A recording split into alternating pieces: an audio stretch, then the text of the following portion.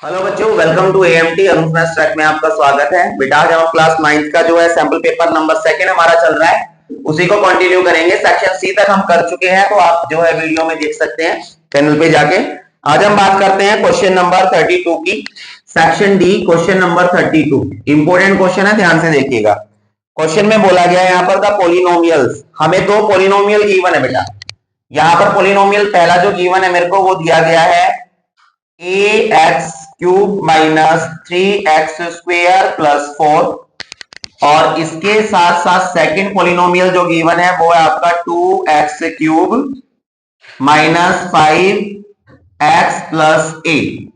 इसके बाद बताया गया दोनों पोलिनोमियल को डिवाइड किया गया है, तो यहां पर डिवाइड बाय x माइनस 2। तो x माइनस 2 से जब मैं इसको डिवाइड करता हूं तो रिमाइंडर बच रहे हैं यहां पर, तो लेफ्ट रिमाइंडर या लीव रिमाइंडर आप लिख लीजिए, leave remainder P and Q। तो P एंड Q रिमाइंडर जो अवस्था है, कहने का मतलब ये है बेटा क्वेश्चन में कि इस पोलिनोमियल को अगर इससे डिवाइड करूंगा तो रिमाइंडर क्या बचेगा P, और इस पोलिनोमियल को इससे करूंगा डिवाइड तो रिमाइंडर क्या बचेगा Q। इसके साथ साथ अलावा जो आपको गिवन है क्वेश्चन में if P minus 2Q equals to 4, ये भी क्वेश्चन में गिवन है, तो आपको फाइंड करनी है value of A, then find A। ये आपको क्वेश्चन के अंदर फाइंड करना है, निकालना है। क्वेश्चन समझ में आ गया है? ठीक है, करना स्टार्ट करते हैं। यहां से देखिए सॉल्यूशन। बेटा सबसे पहले मेरे को जो फर्स्ट आपके गिवन है क्वाड्रेटिक क्यूबिक पॉलिनोमियल वो मैंने लिख लिया, a x cube minus 3x square plus 4। Divide किससे करना बेटा? डिवाइड करना मेरे को x माइनस 2 से, तो यानी कि x माइनस 2 इक्वल्स टू 0। यहां से x की वैल्यू निकाली तो x की वैल्यू क्या आ गई हमारे पास 2। अब मैं यहां पुट करता हूं x की जगह 2, तो यहां पर a का a आ गया, x की जगह 2 आ गया, और ये x के ऊपर क्यूब था तो 2 के ऊपर क्यूब आ गया, माइनस का माइनस 3 का 3, एक्स स्क्वेयर है तो एक्स की जगह 2 स्क्वेयर प्लस 4। क्वेश्चन में बोला गया जब डिवाइड कर रहा हूं तो लिविंग रिमाइंडर, रिमाइंडर क्या बच रहा है P, तो इक्वल्स टू P बचेगा ना। यहाँ आगे बात समझ में, इस तरीके से किया, जिससे डिवाइड करना था उससे मैंने x की वैल्यू निकाली, पॉलिनोमियल के अंदर मैंने पुट की, पुट करने के बाद इक्वल्स टू रिमाइंडर जो बचा वो इक्वल 2 का क्यूब 8 आ गया, और 8 को a से मल्टीप्लाई किया 8a, 2 का स्क्वायर 4, 4 3 जा 12, प्लस 4 का प्लस 4 इक्वल्स टू P।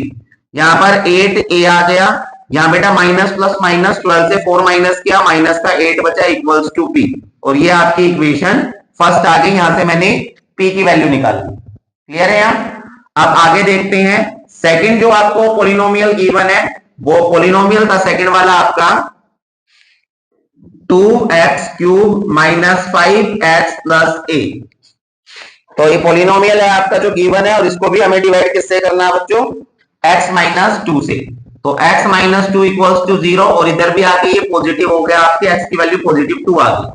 अब मैं यहां पुट करता हूं 2 का 2, x की जगह 2 आ गया, ऊपर क्या है पावर 3, तो 3 लगेगा, माइनस का माइनस 5 का 5, x की जगह 2 आ गया, प्लस a का a, और जब मैं डिवाइड कर रहा हूं तो इस कंडीशन में क्या बच जाता रिमाइंडर, तो इक्वल्स टू क्या आ गया आपका क्यूब, 2 का क्यूब 8 आ गया, 8 2 जा 16, ये आपका आ गया 5 2 जा 10 plus a equals two cube, minus करूंगा 6 plus a equals two cube, और ये यहां से इक्वेशन सेकंड आ गई, आपने क्यू की वैल्यू निकाली। क्लियर है यहाँ? ओके, अब आगे देखते हैं आपको जो गिवन है क्वेश्चन के अंदर, आपको जो एक इक्वेशन गिवन है ये वाली, तो क्वेश्चन में जो गिवन है मेरे को दिया हुआ है कि P minus 2Q equals to 4 है वैल्यू, तो मैं यहां P और Q की वैल्यू पुट करता हूं। Now put the value of P and Q। P और Q की वैल्यू पुट करते हैं। P की जगह क्या है बेटा 8a माइनस 8, तो ये आ गया 8a माइनस 8, माइनस का माइनस 2 का 2, और Q की जगह वैल्यू क्या है 6 प्लस a, तो इसको मैं ब्रैकेट में लिखूंगा 6 प्लस a, बिकॉज वो माइनस 2 के साथ मल्टीप्लाई है, इक्वल 4। सेम लिख दिया हमने। सॉल्व करते हैं, 8a का 8a, ये आ गया -8, -2 को अंदर मल्टीप्लाई किया तो माइनस का 12, 2 6 12 माइनस, और ये माइनस प्लस माइनस 2 को a से किया 2a इक्वल्स टू 4। अब a वाली जो टर्म है 8a से 2a में माइनस करूंगा, 6a बचा, और ये माइनस माइनस प्लस, तो ये आपका आ गया माइनस का 20 इक्वल्स टू 4 का 4। अब नंबर एक तरफ, वेरिएबल वाले नंबर एक तरफ, 6a यही रह गया, यहाँ 4 था, -2 इधर आके प्लस का 2 हो गया, और ये आपका आ गया 24। अब 6 जो है यहाँ मल्टीप्लाई था a के साथ, यहाँ पे डिवाइड हो गया, 6 1 जा 6 4 जा 24, a की वैल्यू हमारी क्या निकल गई 24। ऐसे क्वेश्चन जो है, सॉरी 4, तो आपकी जो है ऐसे क्वेश्चन इंपॉर्टेंट है, एग्जाम में एक ना एक क्वेश्चन मिलेगा आपको ऐसा, जिसमें आपको जो है पॉलिनोमियल गिवन होंगे और पॉलिनोमियल में कोई वेरिएबल दे देंगे, जैसे यहाँ a दे रखा है, और कुछ कंडीशन देंगे, तब आपको जो है a की p की जो भी दे उसकी वैल्यू निकालनी। तो क्वेश्चन क्लियर हुआ सभी को? Any doubt? ठीक है बेटा, नेक्स्ट क्वेश्चन देखते हैं हम। अब बेटा हम अपना क्वेश्चन नंबर 33 देखते हैं, मोस्ट इंपोर्टेंट क्वेश्चन है, ध्यान से देखिएगा। क्वेश्चन नंबर 33 के अंदर बोला गया है कि हमारे पास एक जो है पैरेललोग्राम है, तो मैं यहाँ पैरेललोग्राम बना लेता हूं, फिगर गिवन नहीं है, फिगर आपको खुद बनानी है। पैरेललोग्राम बनाया ये मैंने ए बी सी डी, और इसका bisector A B C D, इनके बाइसेक्टर ड्रॉ करने हैं। तो इसका बाइसेक्टर इन दोनों का ये आ गया, जो एक दूसरे को कहां ज्वाइन करते हैं, ई के ऊपर, ठीक है। उसके बाद इसका बाइसेक्टर ड्रॉ किया गया, ये ऐसे आया और ये ऐसे आया, और ये एक दूसरे को एफ पे करते हैं कट। तो ये आपका ई एफ, इसको मैंने जी पॉइंट मान लिया, इसको एच पॉइंट मान लिया। तो आपको प्रूव करना है कि एफ जी ई एच जो है वो एक रेक्टेंगल है। ये क्वेश्चन है, इंपॉर्टेंट क्वेश्चन है, मैंने बता दिया आपको, पहले एग्जाम में पूछा जा सकता है बिल्कुल, तो ध्यान से क्वेश्चन को देखना है, डाउट लगे तो आप पूछ सकते हैं।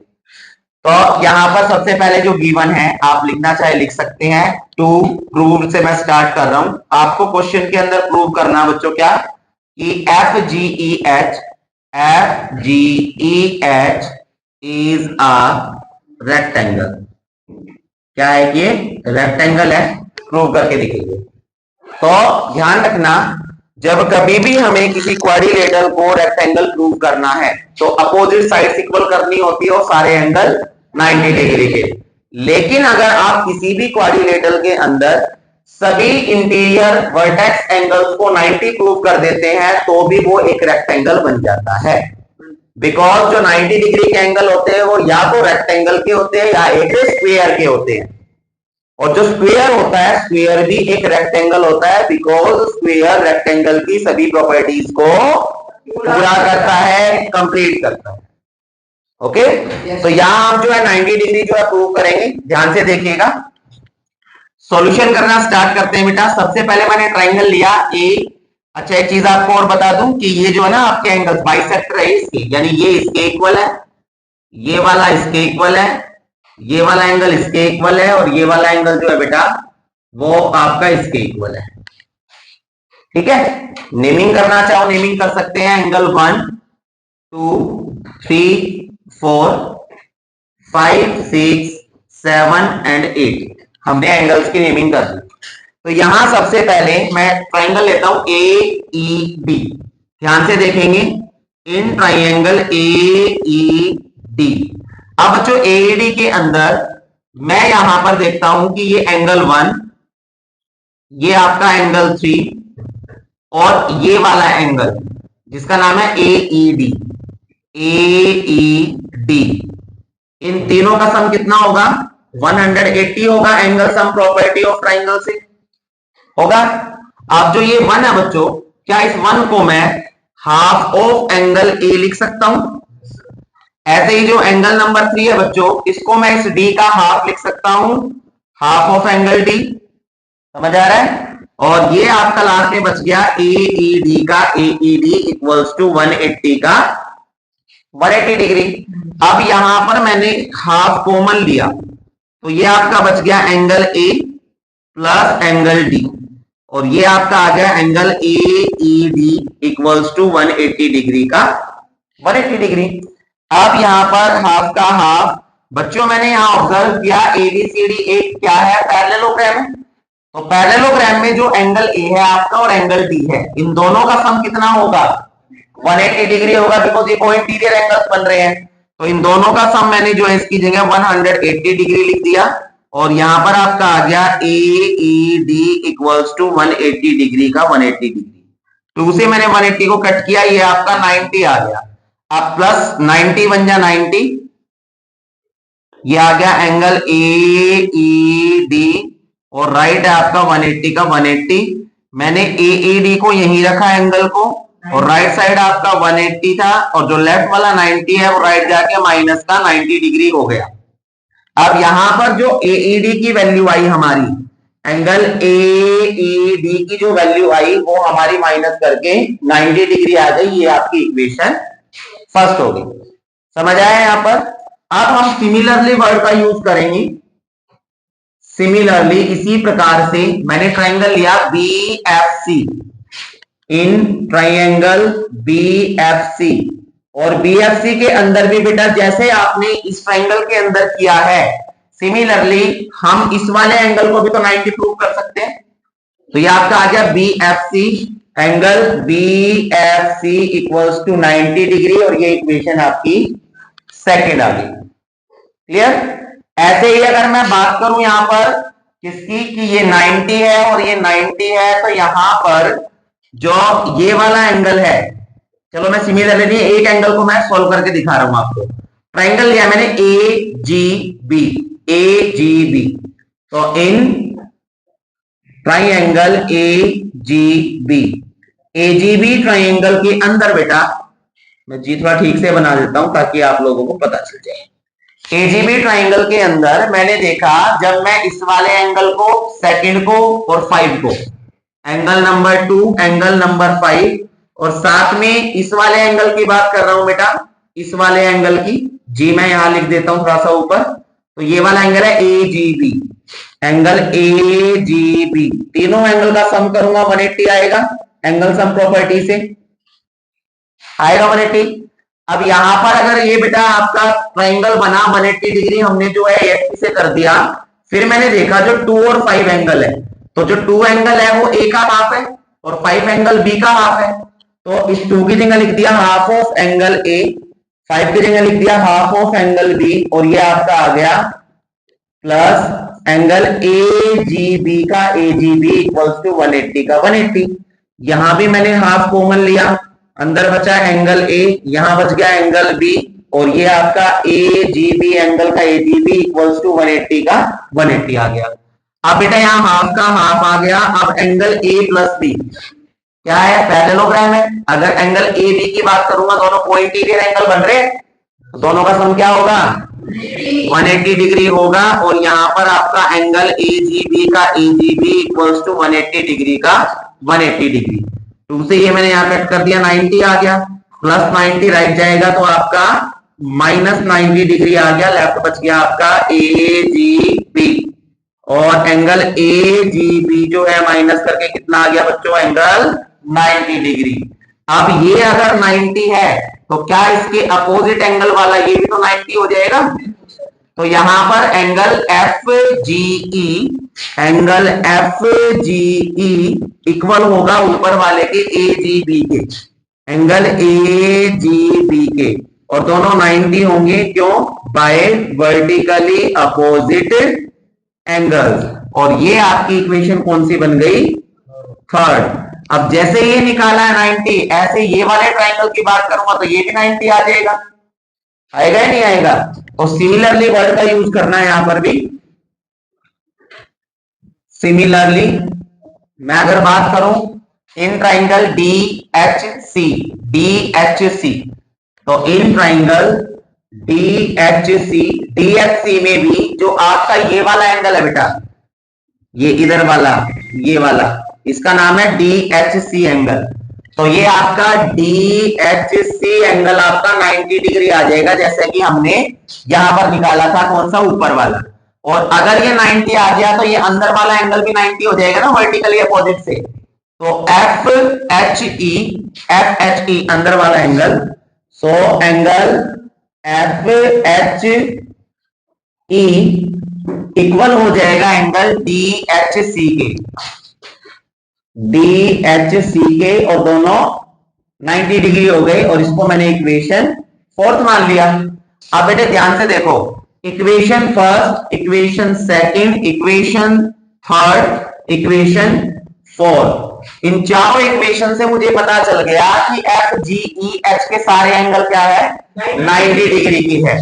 तो हम यहां पर लिख देंगे from equation first, second, third and fourth, चारों से सारे एंगल 90 के हो गए। आप लिखना चाहो लिख सकते हो कि एंगल ए ई डी इक्वल हो गया सेकंड वाले में बी एफ सी, थर्ड वाले में बेटा ये आपका एफ जी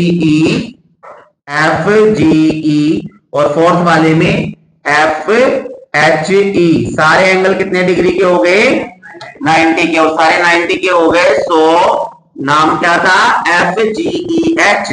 तो F G E H is a rectangle. तो यही आपको प्रूव करना था, और ये आपने प्रूव करके दिखा दिया। क्वेश्चन समझ में आया सभी को? Any problem? ठीक है बेटा, नेक्स्ट क्वेश्चन देखते हैं। अब बेटा हम अपना क्वेश्चन नंबर 33 का और पार्ट देखते हैं। तो 33 में ही जो इसका ऑप्शनल दे रखा है, तो 33 के अंदर इंपॉर्टेंट क्वेश्चन है, ये भी ध्यान से देख लेना।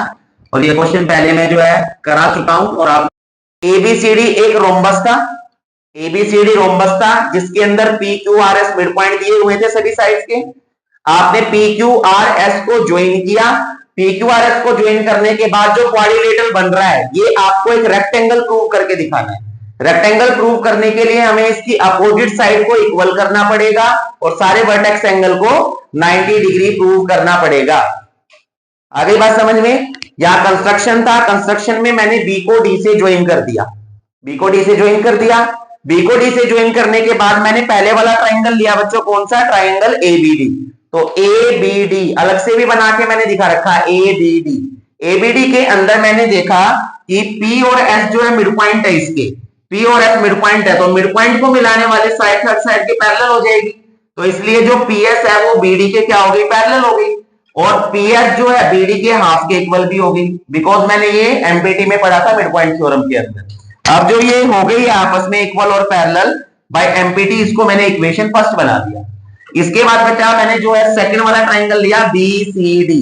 बीसीडी ट्राइंगल के अंदर मैंने देखा क्यू और आर मिड पॉइंट है, तो क्यू आर को मिलाने वाली साइड बीडी के पैरेलल हो जाएगी ना, तो मैंने यही लिखा बीसीडी में क्यू आर बीडी के पैरेलल हो जाएगी, और जो क्यू आर है इस बीडी के हाफ के इक्वल हो जाएगी।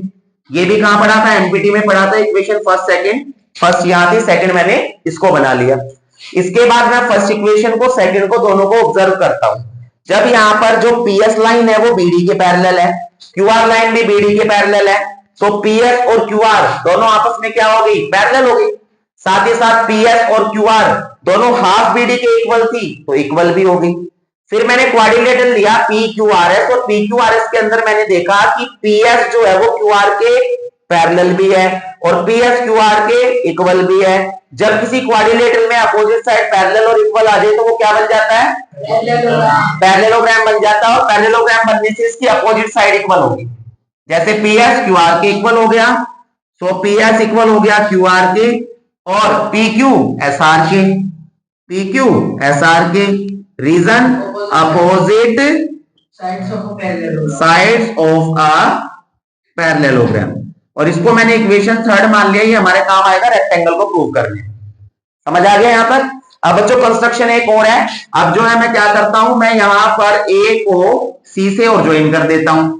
ए को सी से जब मैंने ज्वाइन किया यहां पर, तो ये इस तरीके से कट कर रहे हैं ओ पॉइंट के ऊपर, ओ पॉइंट के ऊपर। और जो ये वाली लाइन है बेटा, ये वाला पॉइंट है और ये वाला पॉइंट है, इसको मैं नेमिंग कर लेता हूं अपनी तरफ से कुछ और। तो A B C D P Q R S है, इसको यू मान लिया, इसको मैंने वी मान लिया।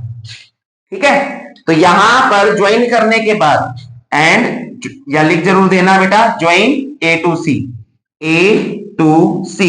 जब दोनों को ज्वाइन किया, तो ज्वाइन करने के बाद मेरे को यहां पर पता चला बच्चों कि जो पी यू है वो वी ओ के भी तो पैरेलल हो सकता है। जब कंप्लीट लाइन पैरेलल है तो ये भी पैरेलल है, इसका मतलब तो पी यू वी ओ के। अब देखता हूं मैं इन क्वाड्रिलेटरल का नाम लिखेंगे पहले, क्वाड्रिलेटरल PUOV, PUOV, PUOV के अंदर बच्चों मैंने लिखा कि PUVO के पैरेलल है, PU पैरेलल है किसके, VO के, और ऐसे ही जो PV है वो UO के पैरेलल है, ये वाली जो साइड है वो तो इसके पैरेलल आ गई, और जो ये वाली साइड है वो इसके पैरेलल आ गई बेटा। तो यहां पर PVUO, PV पैरेलल UO, क्यों है, पार्ट्स ऑफ पैरेलल साइड्स। आगे समझ में आता है। अब मैंने यहां पर ये जब पैरेलल कर दी अपोजिट साइड, तो इसका मतलब PUO भी एक पैरेललोग्राम बन गया ना।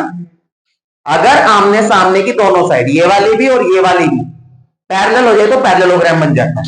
तो यहां पर हम लिख देंगे सो PUOV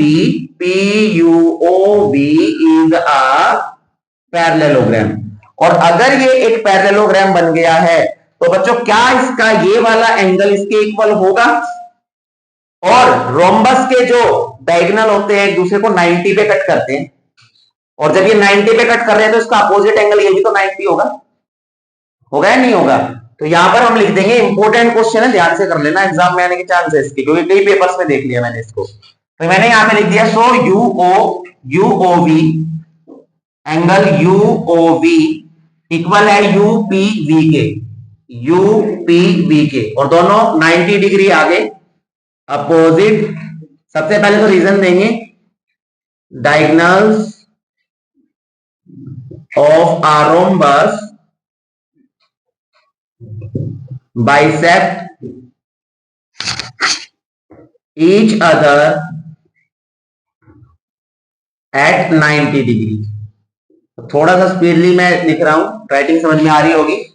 तो एक दूसरे को 90 पे करते हैं, और ये दोनों इक्वल क्यों है बच्चों, बिकॉज ये अपोजिट एंगल्स है ऑफ अ पैरेललोग्राम की। लिख दिया।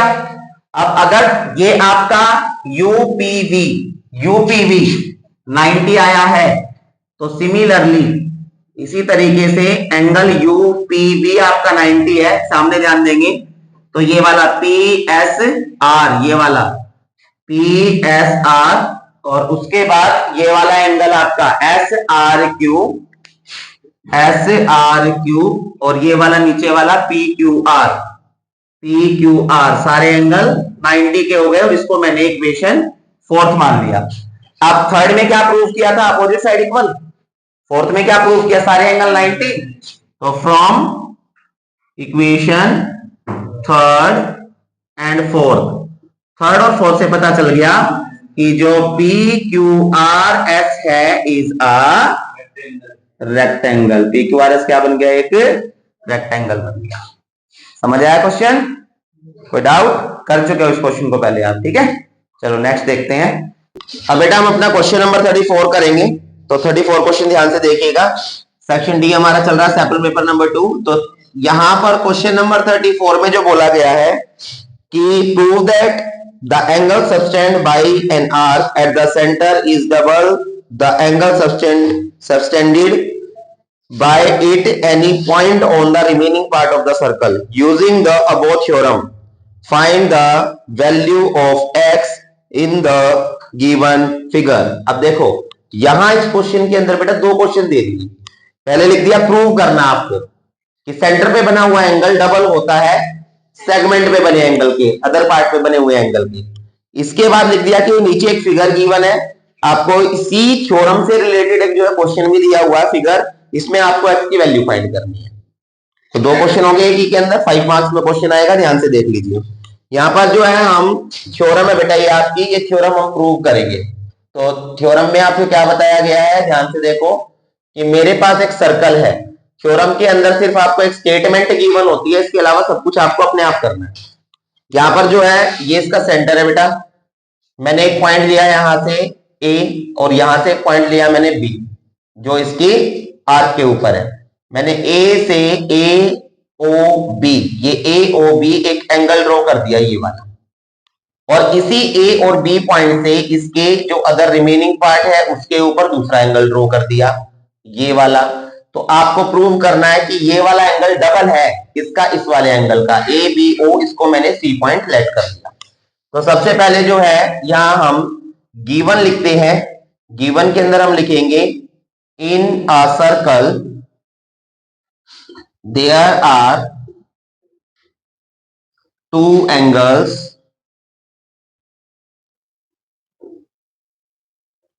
subtended from points A and B। कहां से डिवाइड हो रही, कहां से बन रही है, ए और बी से।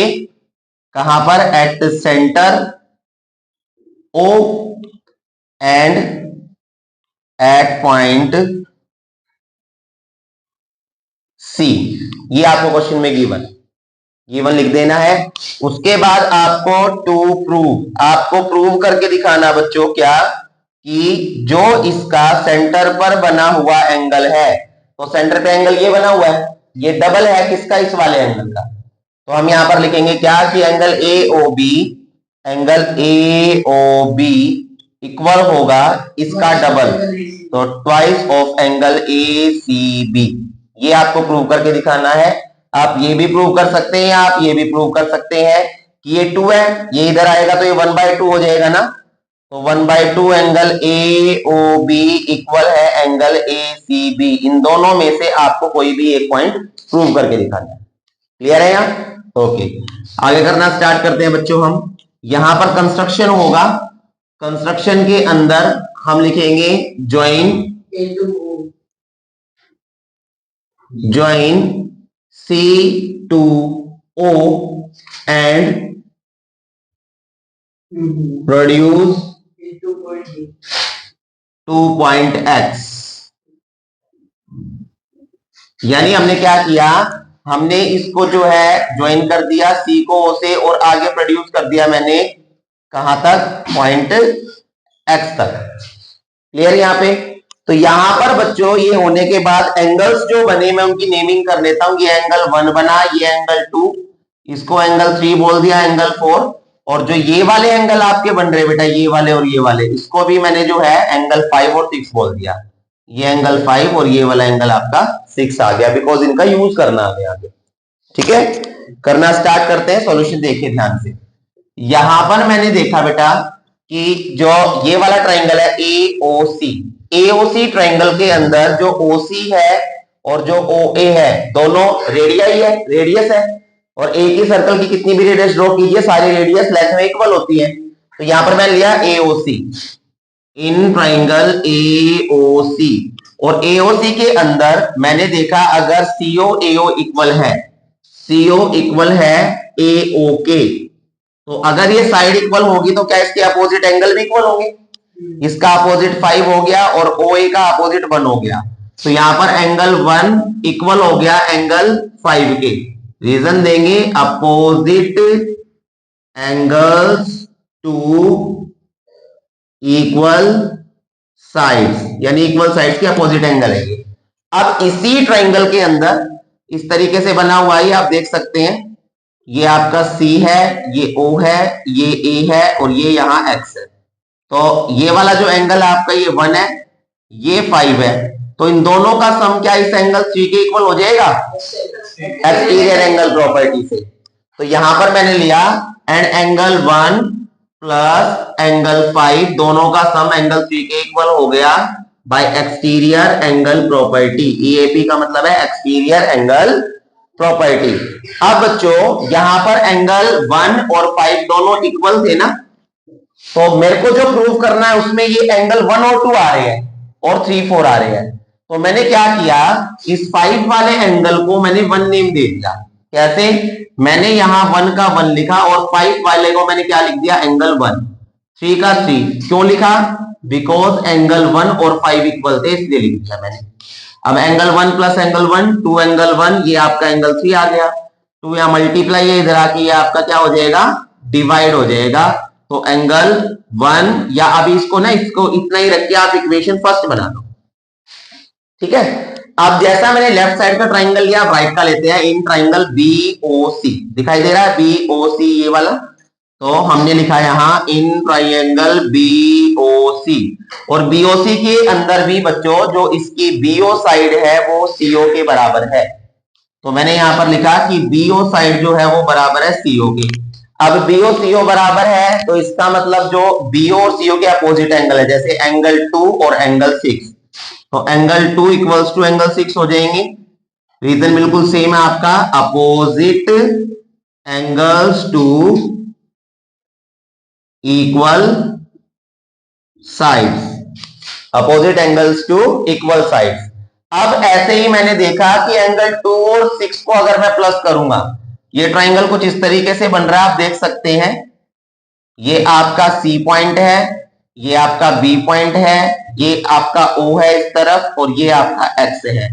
तो ये एंगल 2 है, ये एंगल आपका 6 है, और ये वाला एंगल 4 है। तो 2 और 6 का सम 4 के इक्वल होगा ना। तो यहां पर एंगल 2 और 6 को मैंने ऐड किया, दोनों का सम आ गया आपका 4। क्यों आ गया? Bye exterior angle property. समझ आ गया यहां तक? अब बच्चों जो मेरे को प्रूव करना है उसमें 2 लेना है मुझे, तो 2 का 2 लिख दिया, और मैंने यहां 6 को भी क्या लिख लिया? 2 लिख लिया। एंगल 4 का 4 क्यों लिखा? बिकॉज एंगल 2 और 6 इक्वल थे, इसलिए मैंने नेम चेंज कर दिया। अब 2 एंड 2 एंगल को प्लस करेंगे तो ये 2 एंगल 2 हो गया, और ये आपका एंगल 4, इसकी इक्वेशन सेकंड आ गई। अब हम क्या करेंगे? अब हम यहां पर ऐड करते हैं इक्वेशन फर्स्ट एंड सेकंड को। Add equation first and second. First और सेकंड इक्वेशन में जो लेफ्ट साइड है दोनों को ऐड किया, एंगल 2 एंगल 1 प्लस 2 एंगल 2, और जो राइट साइड है ये आपका एंगल 3 और ये आपका 4, इनको भी ऐड कर दिया, equals to angle 3 plus angle 4। अब आगे देखते हैं हम। अब यहां पर प्लस किया तो 2 मैंने कॉमन ले लिया, यहां से लेफ्ट साइड से 2 कॉमन लिया, अंदर बच गया एंगल 1 प्लस एंगल 2, और राइट साइड आपका angle 3 plus 4, angle 3 plus angle 4। अब 2 का 2 आ गया।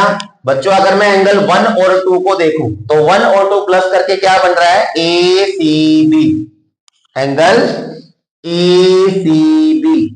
और अगर मैं राइट की तरफ देखूं 3 एंड 4, तो 3 और 4 को प्लस के बन रहा है ए ओ बी, ये बन गया आपका angle A O B. Hence proved, यही आपको प्रूव करना था। देखिए ध्यान से कि ए ओ बी का हाफ या ये रहा A O B equals to 2 A C B, तो वही मैंने प्रूव कर दिया। समझ आ गया? अब इसी थ्योरम को प्रूव करने के बाद आपको क्वेश्चन दिया हुआ है, मतलब इसी में एक फिगर दी गई है जिसमें इस थ्योरम का यूज करना आपको एक सर्कल दे दिया गया है। सर्कल के अंदर इस तरीके से जो है ट्रायंगल बना हुआ है, या आप कह सकते हैं एंगल बना हुआ है। ये आपका ओ पॉइंट है, इस तरीके से ज्वाइन है। ये आपको P गिवन है, ये Q है, ये R है, ये X है, ये 50 है। तो आपको X फाइंड करना है, यहां पर आपको फाइंड X। तो ध्यान से देखो, सॉल्यूशन करना स्टार्ट करता हूं मैं। यहां बेटा देखो, ये Q और R 2 पॉइंट है। क्यू आर से सेंटर के ऊपर एंगल बना क्यू ओ आर, और क्यू आर से ही एंगल बना क्यू पी आर, तो सेंटर पे बना एंगल डबल होगा। तो मेरे को यहां पर निकालना है क्या? Q O R. तो क्यू ओ आर डबल होगा किसका? क्यू पी आर का, क्यू पी आर का। रीजन आपको जरूर लिखना है, angle subtended from same points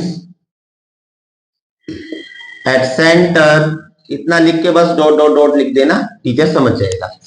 अब क्यू ओ आर मेरे पास नहीं है तो उसकी जगह मैंने एक्स लिख लिया, 2 का 2 आ गया। क्यू पी आर मेरे पास 50 है, 50 का 50, एक्स आपको 50 को 2 से मैंने मल्टीप्लाई किया 100, तो आपकी एक्स की वैल्यू क्या आ गई? 100 डिग्री। तो ये क्वेश्चन था आपका 5 मार्क्स का क्वेश्चन है, इंपॉर्टेंट क्वेश्चन है, ध्यान से करना। समझ आया सभी को? ठीक है बेटा, नेक्स्ट क्वेश्चन देखते हैं। अब हम बेटा अपना क्वेश्चन नंबर 35 देखते हैं। 35 क्वेश्चन के अंदर बोला गया है, a bus stop is barricaded from the remaining part of the road by using the 50 hollow cones made of recycled cardboard. यानी कि रिसाइकल जो है कार्डबोर्ड होते हैं उससे बैरिकेड्स बनाए गए हैं। जो आपने देखा होगा ना, रोड पे चलते हैं तो ऑरेंज कलर के कोन से रखे रहते हैं, जहां पे काम होता है, तो वो यहां पर बता रखे है कि किसी बस स्टॉप के ऊपर काम चल रहा है, तो सड़क से उसको अलग करने के लिए वो बैरिकेड्स लगाए गए हैं, वो 50 कोन्स है वो। और जो 50 कोन्स है, तो मैं यहां शेप बना लेता हूं साथ में। जो बैरिकेड्स है वो इस तरीके से बने हुए हैं बेटा, ये मैंने बैरिकेड्स बना दिए। और बैरिकेड्स के अंदर आपको जो बताया गया है कि इसका जो डायमीटर है, यानी कि डायमीटर ऑफ कोन या बैरिकेड, वो आपको 40 सेंटीमीटर गिवन है बेटा। तो यानी कि जो रेडियस है वो कितनी हो गई, यहां पर रेडियस ऑफ कोन हो गई 40 का हाफ मैंने किया, तो ये आपका 20 सेंटीमीटर होगी बेटा, 20 सेंटीमीटर। आगे देखते हैं, क्वेश्चन में बोला गया है यहां पर कि इसकी जो हाइट है, हाइट, तो ये इसकी हाइट थी, ये इसकी रेडियस है, तो हाइट ऑफ कोन जो आपको गिवन है क्वेश्चन में, हाइट ऑफ कोन आपको 1 मीटर गिवन है, हर एक कोन 1 मीटर ऊंचा है। If the outer side of each of the cone is to be painted and cost of painting is ₹12 per metre square. अगर मैं इसके चारों तरफ के पार्ट को पेंट करूं, चारों तरफ के पार्ट को, और पेंट करने का जो कॉस्ट है वो ₹12 है पर मीटर स्क्वायर, यानी कि 1 मीटर स्क्वायर के लिए ₹12 आपको पे करने हैं। टोटल जो कौन सा हमारे पास कौन सा 50 कौन्स, और जो पाई की वैल्यू है वो आपको लेनी है 3.14। इसके अलावा एक चीज और गिवन है कि √1.04 इक्वल्स टू, ये है 1.02। एक्चुअल में ये क्वेश्चन डिलीटेशन से पहले आपकी बुक में था, ठीक है, मोस्ट इंपोर्टेंट क्वेश्चन था, ध्यान से आपको देखना और करना है इसको। तो आपको कॉस्ट निकालनी है इसमें कि 50 कॉन्स को पेंट करने की कॉस्ट क्या होगी। क्वेश्चन आ गया समझ में। 50 कौन सा है हमारे पास, 50 कौन सा है, हाइट रेडियस आपको गिवन है, पेंट करने का जो आपको दिया गया है कॉस्ट, पेंट करने की कॉस्ट है ₹12 पर मीटर स्क्वायर। तो कॉस्ट जो है क्या दे रखी है, मीटर स्क्वायर में दे रखी है ना, तो इसका मतलब जो रेडियस है उसको भी मीटर में निकालना पड़ेगा। तो यहां पर मैं क्या करूंगा, इसको जो 20 को 100 से डिवाइड करूंगा, तो ये आपका 0.2 मीटर, ये इसकी क्या निकल गई बच्चों, रेडियस निकल गई। क्लियर है यहाँ पे, ओके। करना स्टार्ट करते हैं अब हम। सॉल्यूशन ध्यान से देखिएगा। मैं यहां पर लिखता हूं, क्या मैंने लिखा है यहां पर, पेंटेड एरिया। अब ध्यान से देखो, पेंटेड एरिया जो है चारों तरफ का है, तो इसका मतलब क्या हो गया, CSA of cone. CSA of cone होता है पाई RL। मेरे पास पाई की वैल्यू है, आर की वैल्यू, बट एल की वैल्यू नहीं है मेरे पास, तो पहले मेरे को क्या निकालना पड़ेगा, एल की वैल्यू निकालनी पड़ेगी। ये इसका एल है यहां से लेके और यहां तक, तो यहां पर ये आपकी 90 डिग्री का एंगल है। तो एल निकालने का जो फॉर्मूला होता है, मैं आगे कर देता हूं, यहां पर ध्यान से देखिएगा। मैं यहां पर जो है एल निकालता हूं, तो एल निकालने का फॉर्मूला बेटा मेरे पास √h² प्लस r स्क्वायर, ये आ गया। अब यहां पर एल इक्वल्स टू, हाइट मेरे पास 1 मीटर है, 1 का स्क्वायर, रेडियस मेरे पास 0.2 है स्क्वायर, एल मेरे पास आ गया 1 का स्क्वायर 1 होता है, 0.2 का स्क्वायर कितना होता है बच्चों, 0.04, और एल इक्वल्स टू प्लस करके आ गया 1.04, और 1.04 किसके इक्वल गिवन है आपको जी, तो यहां पर मैंने एल ले लिया आपका 1.02 मीटर, ये आपका एल आ गया। आ गया। अब मैं निकालता हूं पेंटेड एरिया ऑफ 50 कॉन्स, 50 कोन। तो यहां पर आपको निकालना पड़ेगा CSA ऑफ कोन, और बेटा CSA ऑफ कोन टोटल 50 कोन थे, एक का निकाल के 50 से मल्टीप्लाई कर दूंगा, तो जो है 50 कोन्स का एरिया निकल आएगा। सामने ध्यान दो सभी। अब यहां पर देखिए आपका 50 का 50 आ गया, ये होता आपका पाई RL। 50 का 50 आ गया, पाई की वैल्यू 3.14, रेडियस जो थी आपकी 0.2 थी बच्चों रेडियस, और एल जो निकला आपका 1.04 निकला है, और मीटर में सॉरी 2 है यहाँ पर जो आपका 2 है, और मीटर में है सारे इसलिए मीटर स्क्वायर। यहां से पॉइंट कट किया 100 लग गया, यहां से पॉइंट कट किया 10 आ गया, यहां से पॉइंट कट किया 100 आ गया। सबसे पहले 50 1 जा 50, 2 जा, 2 से 2 कैंसिल कर दिया, अब देखो नीचे जो है 10 और 100 बचा है, यानी कि 1 और 0 वाले नंबर है, तो ऐसी कंडीशन में कोशिश किया करो कि हम ना काटे इनको, क्योंकि पीछे से सीधा पॉइंट लग जाएगा। यहां आपके पास बच गया 314, ऊपर ये आ गया बेटा, और नीचे आपका आ गया 10 इंटू 100। अगर मैं मल्टीप्लाई करने के लिए जाऊं तो फटाफट मल्टीप्लाई करता हूं इसको, मल्टीप्लाई करके आ गया ये आपका 2 4 जा 8, 2 1 जा 2 3 जा 6, 0 0 0, और ये आ गया 3 1 4 2 8 2 10 2 3, ऊपर आ गया आपका 3 2 0 2 8, और नीचे जो है बच्चों यहाँ आ गया आपका 3 8, देख लीजिए 2 4 जा 8, 2 1 जा 2, 2 3 जा 6, 0 0 0, ये आपका 1 3 4, 8 आ गया, 2 आ गया, 10 आ गया, 2 आ गया, बिल्कुल ठीक है। तो यहां पर ये आपका बच्चों एरिया आ गया 50, किसका, कॉन्स का।